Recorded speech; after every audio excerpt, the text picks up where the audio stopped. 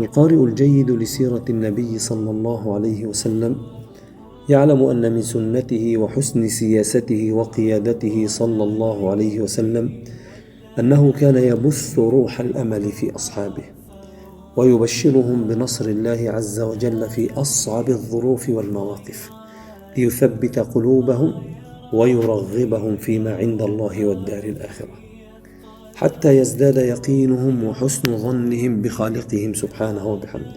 يقول: واعلم أن النصر مع الصبر، وأن الفرج من الكرب، وأن مع العسر يسرا.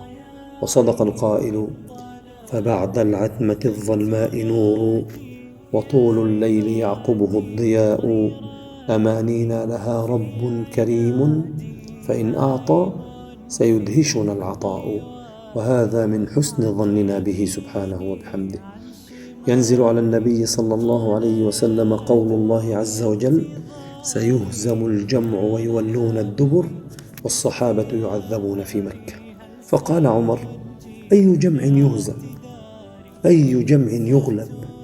فلما كان يوم بدر يقول عمر: رأيت رسول الله صلى الله عليه وسلم يثب في الدرع يقول: سيهزم الجمع ويولون الدبر. قال: فعرفت تأويلها يومئذ. ظل صلى الله عليه وسلم طيلة ليلته يدعو على المشركين يقول: يا رب نصرك الذي وعدتني، يعني يا رب نصرك الذي وعدتني وأنا مستضعف في مكة. فاستجاب الله عز وجل له ونصره ومكنه من أكتاف عدوه.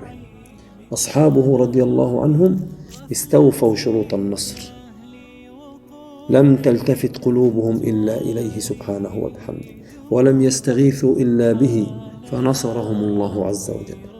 الآن النصر ينادي على هذه الأمة النائمة الغارقة في ذنوبها البعيدة عن ربها وعن سنة نبيها صلى الله عليه وسلم. يقول النصر: من أزور؟ هل أزور من بليل نائمون، في نهار غافلون، عن دروب الخير دوما تائهون؟ إن أزور يوما فإني لن أزور غير أمثال الصحاب الأولين، غير أرواح بناها هدي خير المرسلين. همهم مرضاة رب العالمين، نطقهم ذكر وتسبيح وقرآن كريم، ليلهم مجرى دموع الخاشعين. يقول النصر: لا تلوموني فإني ما تأخرت، ولكن تأخر منكم النصر المبين.